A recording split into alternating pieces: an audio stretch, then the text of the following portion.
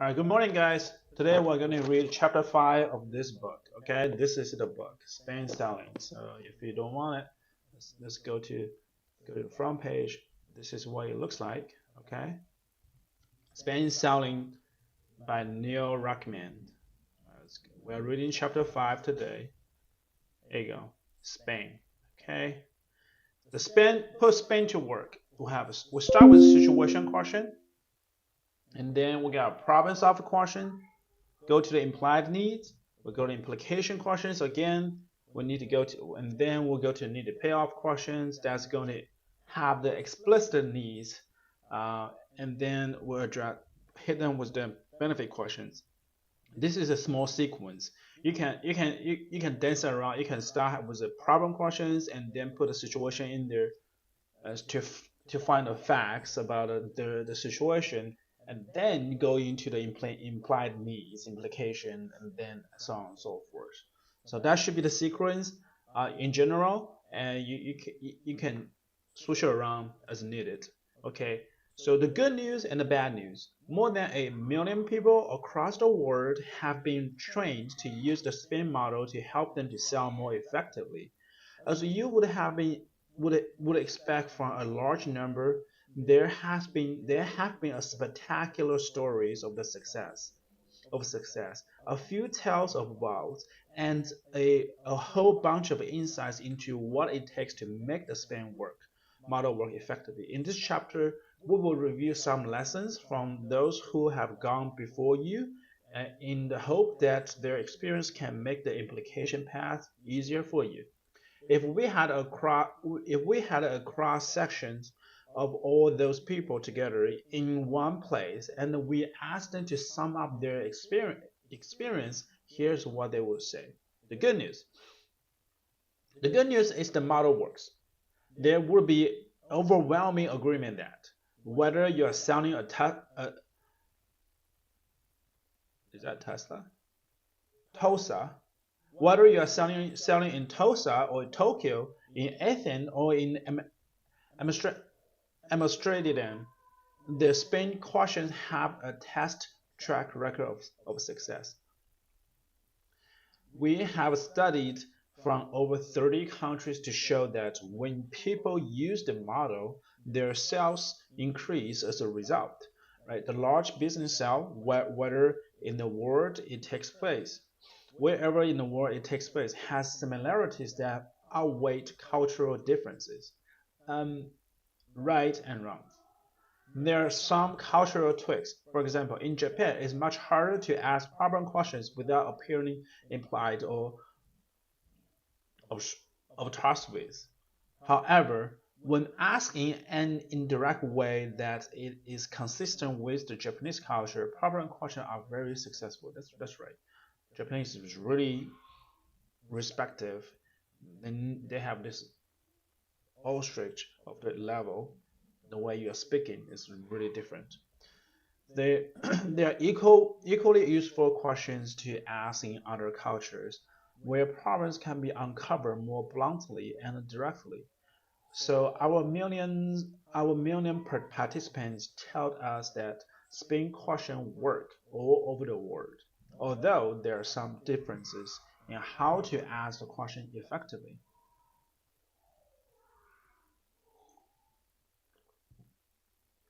Another piece of good news is that the model works well across industries.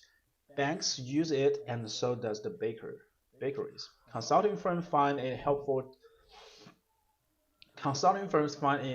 them selling their services. Construction companies use it to sell huge projects.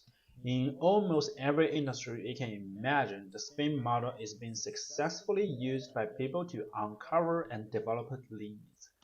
To those of us who developed the model, this is a gratifying news, but not surprising. Or after all, the common factor about a complex products or services is that they solve problems for buyers. Whether we are talking about a consulting engagement or we engineer a process or product to unclog drains or a telephone repair services, the common link is that each solves a problem for a buyer. So a model that helps uncover understand, and explore problems is likely to be useful for selling any complex services or products. How about selling simple products, such as low-cost retail items? The spin model has been used by some retail stores to sell higher priced goods, such as furniture, and we have had reported that it works well. We have also seen it used to sell simple services such as low-end banking products like saving accounts. However, to be frank, although the model can work well, it may be overkill. It is possible to sell simpler one-call transactional products without the level of sophistication that spin model involves. So the good news in the model is have proved to be a versatile sales tool and works across cultures, applies across industries, is equally applicable to selling services or selling products. But now let's go to the bad news. I think that you can skip the front part. The bad news. Then when was the bad news?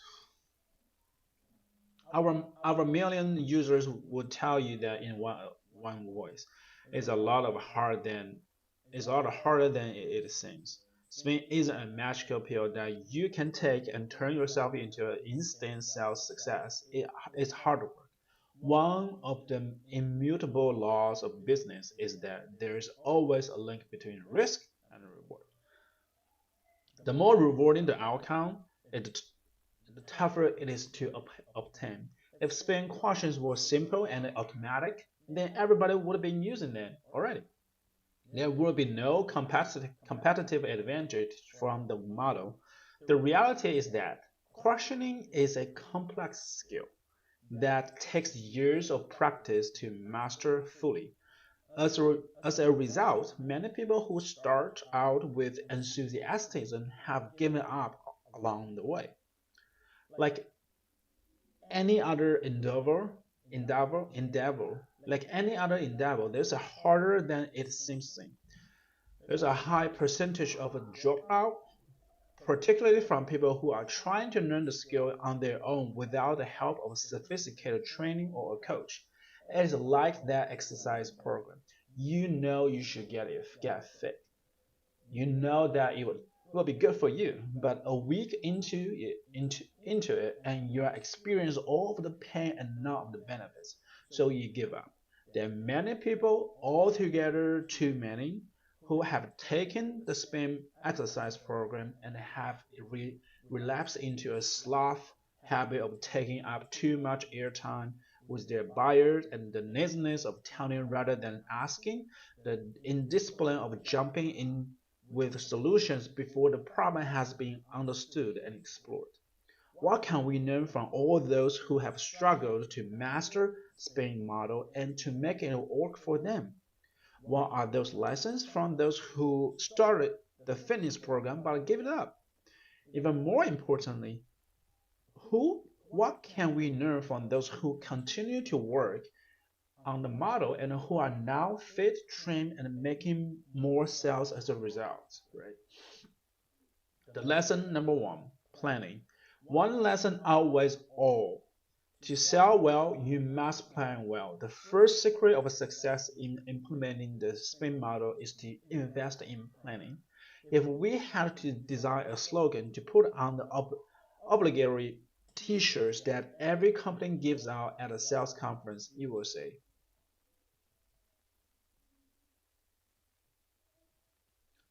plan it or you don't do it. I love it. Planning in the complex selling world of today has to be much more than an anxiety attack in the elevator on the way up to the buyer's office. It has to be more than a few random thoughts to start the conversation going. Planning has to be a systematic and purposeful activity that makes the sales call well, right? Work. Without good planning, there's no good selling. The principal reason why many people find spin model difficult to execute is that either they haven't planned it at all or haven't planned well. Over and over again, people tell us that the breakout that made them more success in their selling was understanding the importance of planning sales calls and how to do it. So chapter 12 focuses on planning. If you want planning, you want to go to chapter 12. I will get that. Okay. Read it carefully. If you can plan well, you are already more than halfway to selling well. As one person from a small consulting company told us, at first I made the mistake of thinking that SMART model was only about selling. It was something that you didn't use or even think about until you were in their face-to-face with their prospect client.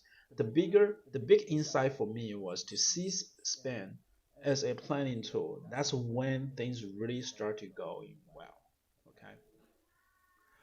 Problem solving orientation. Planning is a crucial step. First is a crucial first step for putting the SPAN model into practice. A close second for most people is shifting their perspective away from their products and services towards a new prospect based on the problem-solving orientation. What does it mean? One of the early implementations of the SPAN model was in Xerox Corporation, where we had a nice example of how powerful it can be to think of products in terms of the problems they solve. Case. A picture can be worth $1,000,000. Okay? In the early days of fax machines, they were called copiers. There weren't many sold because they were so expensive, in about 25 to 30 gram price ticket. Xerox was a telecopier pioneer and offered the first range of commercially available machines. Sales were flat because it was hard to compete with the other much more widely used teletext and the teletype machines on the market that were available at a fraction of the cost. So it looked as if there's a technology breakthrough was going nowhere fast. We met with a group of Xerox telecopier salespeople and asked them to talk about what it was that they were selling. They told us a lot about transmitter rates, on-the-back capability, remote auto operation, and the like. In other words, this was all about the products. We trained a group in Spain selling method, and we helped put together a new approach to the product, thinking of it in terms of the problem itself for the client, right? One of the interesting ideas that came from the approach was that the telecopier solved one problem that a telecast could not. It was able to send a picture or a diagram, not just text. So we asked which customer were likely to have a problem that could solve only by sending a picture. After some thoughts, the group came up with a list that included police departments, university, hospital, and oil company. The oil company case was particularly interesting. One member of the group had read that the British petroleum was exploding in the North Sea oil field, taking seismographic and other reading. Seismographic.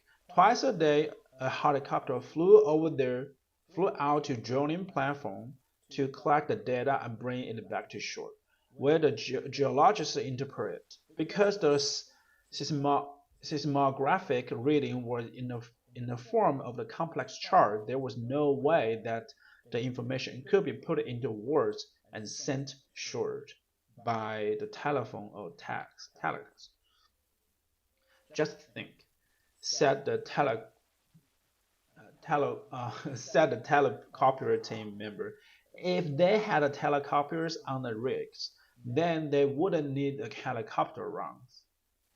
They would send a chart ashore quicker and a fraction of the cost. Within a week of ideas, several sales were made to BP and other oil companies. Those sales were worth hundreds of thousands of dollars. They saved the oil company many times that amount. The breakthrough was a simple one. think of a product in terms of the problems it solved. Try it out. Think about your product in problem solving terms. It's an important step towards successful using the SPIN model. It's not always as easy as it sounds. Try it. Take a picture of a product. Take a product or services that you offer. Choose one specific type of buyer who might purchase the product or services. Preferably, choose the buyer type of whom you would like to make more sales than you are making right now.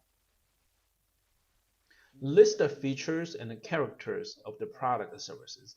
Pay particularly attention to features that completely differentiate you and your product superiorly. For each feature, list a services problems that you could solve for a specific buyer type, and you have chosen. Here's the example. Is this a microscope? I think so.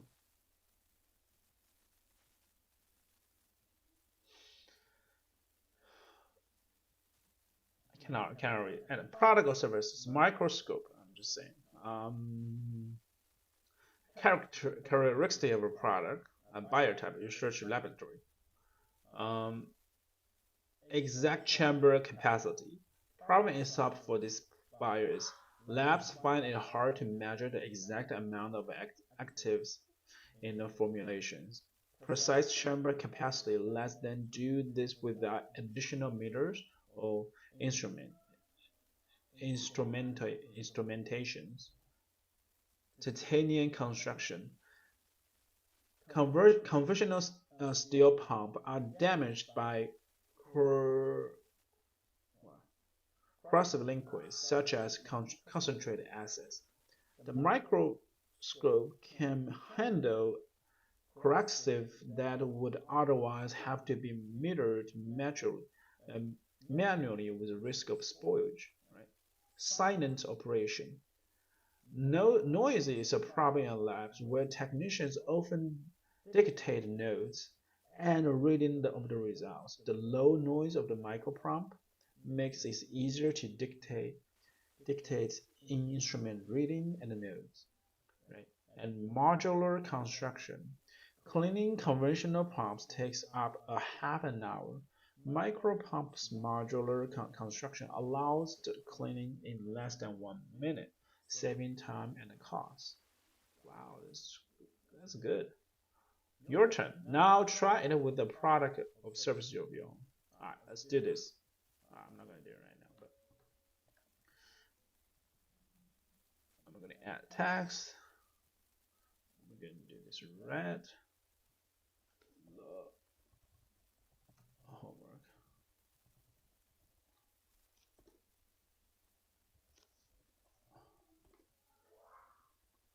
Homework. Product or services. Who is buyer and who is buyer type. Now check the list of problems that you can solve for your chosen products, chosen buyers. Did you describe specific problems that you can solve, like no noise makes it easier for a technician to dictate instruments reading or notes, or rather than quick pump solve noise problem? Did you describe problem from the buyer's point of view? Labs find it hard to measure the exact amount of active in formulations, additive, amount of additive in the formulations, rather than exact chamber capacity allows increased precisions. Did you describe at least one problem where your product or service can offer a superior solution that differentiates you from the competitors? Think about your offering in terms of the problem you can solve. Gives a useful perspective for planning and asking SPIN questions. Wow, this is hard. Having the right mindset. Having the right mindset is a crucial important of improving your questioning skills. Asking good questions doesn't come easy for most people. especially when questioning often goes against a strong telling habit that comes from a product-centered orientation. Many people have told us how unexpected difficult that they found it to improve their questioning. Here's a typical case study that illustrates how hard it is to change existing habits that have been built up over years. This case comes from a letter sent to us by a reader in Baltimore. I have been selling systems for more than 10 years. When I read Spain selling, I immediately recognized that it was a better way to sell. Without meaning to put down all the research you did, it just seems to so obvious. But it turned out to be much harder to put into practice than I thought. 2 minutes into a meeting and all the questions would go out of the window. Instead, I would go back into talking about the product and services. I realized that I was hooked on my old way of selling. It was like a drug. I just couldn't seem to stop myself from talking. I guess the old saying is true. The old habits die hard. I'm trying to change it, but I need help. How do I stop old habits from getting in the way? That's a good question. Old habits are old habits are powerful. For most of us, the temptation to tell rather than ask is hard to resist. After all, telling has many advantages. For example, telling is quicker. It gives illustration that the discussion is moving faster. It gives illusions that the discussion is moving faster and therefore is making progress. Telling is easier. It requires much little planning and even less thoughts. Telling is safer. The teller is in the driving seat and has the control of the discussion. In contrast, questions put the buyer in the driving seat, which feels a lot riskier. No wonder most people find it more comfortable to sell by telling rather than asking. The trouble is that telling is easy but ineffective. Even worse, as a writer from the Baltimore put it out, it's like a drug. It's hard to kick the telling habit. Many people have tried and have failed. How can you prevent old selling patterns, especially those based on telling, from getting in the way of more effective selling skills? See, this is how he does, right? In this letter, he identified a problem that is telling rather than selling. What are the good things about telling? How hard is that going to? What's the problem is actually showing from telling, right? And then he goes by, okay, what's the benefit?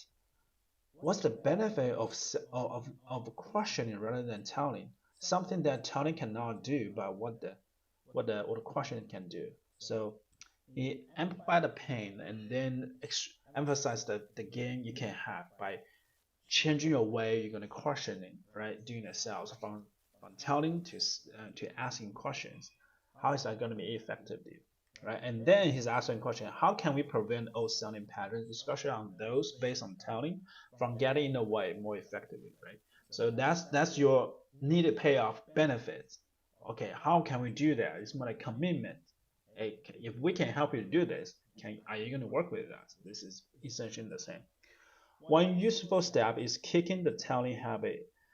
And kicking the telling habit is to develop a mindset that encourages questioning, starting by thinking about this teacher slogan. It's more important to understand than to persuade. That's right. Why is this such a profound thought that it deserves a place of honor in the Zen text Hall of Fame? A simple experiment. Here's a simple experiment that you can try for yourself. First, choose someone you know who will be telling who will be aiding. First, choose someone you know who will be willing to act as your victim for this little task. Two, choose a topic that your victim knows a lot more about than you do, such as a hobby or some area of professional expertise. Take a tape recorder and record a sample of about 10 minutes of conversation between two of you, where objective is to understand your victim's topics. Next, choose another topic where your objective is to persuade your victims of something, such as taking up a hobby that interests you or doing something unusual or new. Record about 10 minutes of the conversation too. Finally, replay and analyze each conversation using the analysis form provided. Put a check mark every 15 seconds. Oh, that's hard. Depends on who is speaking and whether they are telling or asking. Your result will look something like this. Put one check mark every 15 seconds when the speaker is telling. I'm speaking. My turn is speaking. Ooh. Analyze the tape you made when your objective was to understand, right? Objective in understanding the speaker. Yeah, this is a very good exercise to do. Homework.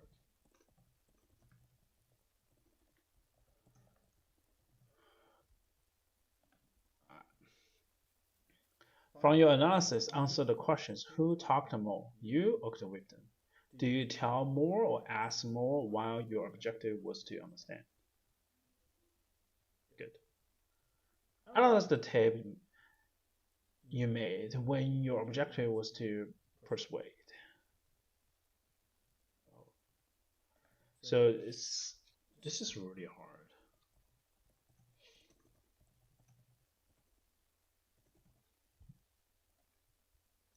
For an analysis, answer those questions.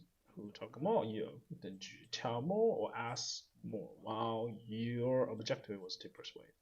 How does this compare with the tape you made when your objective was to understand? This little experiment generally reveal a dramatic result. Even if you think you know the punchline, it's still worth trying for yourself. Most people are amazed to find how much more of talking they do when they are trying to persuade, comparatively compared with when they are trying to understand. How they do more telling than they had imagined in their worst nightmare when they are trying to persuade. Wow. How they ask more and tell less when they're trying to understand. This test demonstrates very effectively how important your mindset can be in alerting crushing behavior. If you set out with the objective of understanding your current circumstance rather than persuading them, then you'll find that you'll be automatically asked a lot more questions. But you might wonder, what use is that? Isn't the objective of selling to persuade? If I set out to understand instead of persuade, how would that help me to sell? The answer is understanding instead of persuade. The answer is one of those great paradox that makes psychology so much more interesting than logic. The best way to persuade is to not persuade. Most of the great salespeople we have studied during the last 20 years, and we have a unique opportunity to study some of the world's best, are much more concerned with understanding than with persuading. They are deeply and insatiably curious about their customers and clients. They have a genuine interest in their customers see the world, in how their customers see the world.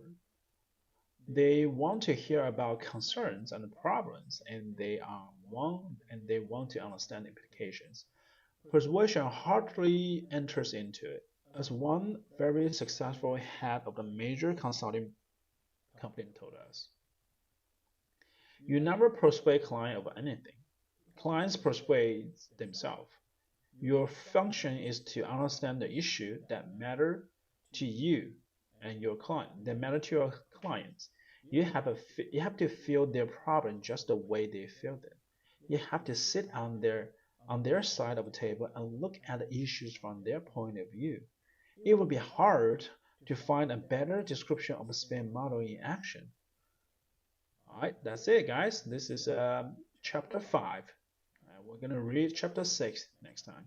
Make sure you guys do the homework, okay? There's so many homeworks in here, and haven't done the homework myself. I'm so guilty about it, but I'm going to do homework myself for sure. Alright. Peace.